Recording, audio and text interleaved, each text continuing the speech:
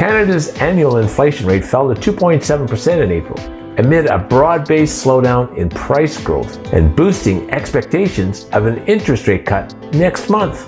Well, that sounds like good news. The Consumer Price Index bears good news for the Bank of Canada, which has been looking for a sustained decline in inflation towards its 2% target. For economists who have been expecting the central bank to deliver the first rate cut, the latest data has made them more confident in their call. Financial markets have also upped the odds of a rate cut to more than 50%. Do you like those odds? That's like being on a plane, and before taking off, the pilot says they have a 50% chance of landing due to the weather conditions. Are you staying on that plane?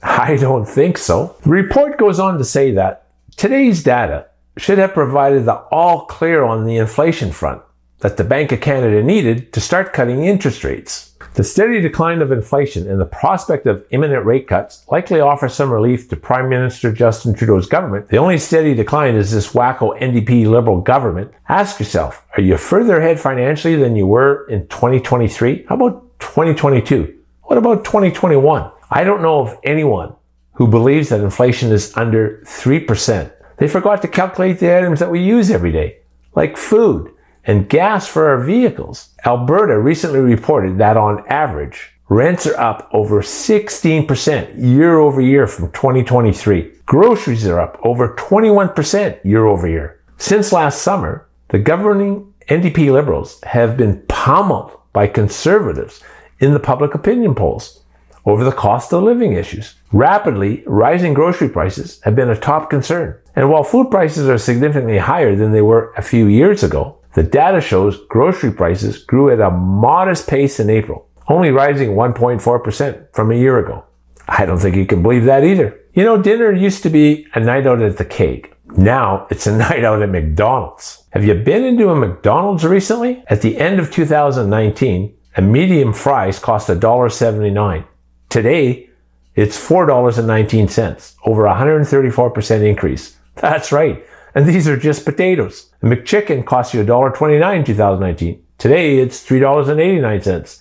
That's over a 200% increase. A friend of mine just bought 3 steaks at their local grocery store for $61. The real beef is that the price of groceries have skyrocketed. And our government, well, is more concerned about raising the taxes on the rich and how they're going to build 3.9 million affordable homes by 2030. Yet our government is telling us that inflation has slowed to 2.7%. You hear ads on the TV saying, you're richer than you think. The reality is, you're poorer than you thought. In Alberta, groceries are up over 21% higher than they were last year at the same time.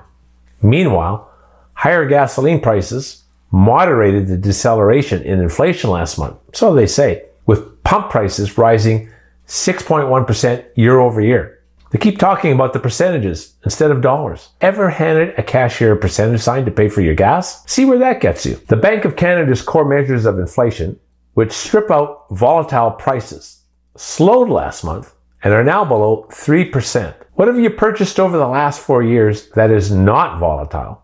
Groceries? Gas? Homes? Appliances? And we can't forget the beer tax on the 1st of every April. The central bank has signaled that it is inching closer to cutting interest rates. Wow, what a relief. They want to see the slowdown in inflation sustained for longer. Inching closer? No wonder it's taking so long. They're inching their way back. By the time they get there, you and I will be broke. The only thing that has been sustained is the financial pain that Canadians are experiencing every day to make ends meet. For months, economists have been expecting the Bank of Canada to begin lowering its policy rate in June or July of this year. And for months, Canadians can't figure out why it's taking them so long. You don't need an MBA in finance to figure out the cost of living has gone up significantly. While the latest inflation figures have shifted expectations towards the earlier option, there are still some who are betting on the central bank in taking a more cautious approach. Really. So it's now gambling that's going to get inflation down. If they become any more cautious to lowering inflation, many of us will be standing in line at the food bank While they're still thinking about what the central bank is going to do, there are actually 3 million Canadians that have mortgages renewing over the next 2 years. Have you thought about where you're going to get another $400, maybe $600 per month to make your mortgage payment? Leslie Preston, a managing director and senior economist at TD, says June or July, interest rates are headed lower soon, just not soon enough. So while Canadians spend their savings to pay their mortgage and put food on their tables, the Bank of Canada's key interest rate currently sits at 5%. It's the highest it's been since 2001. What a report. Here's the one main thing that you can do to fight inflation. Look for a savings strategy that is tax efficient and shelters the impacts of inflation that doesn't erode your purchasing power of your money.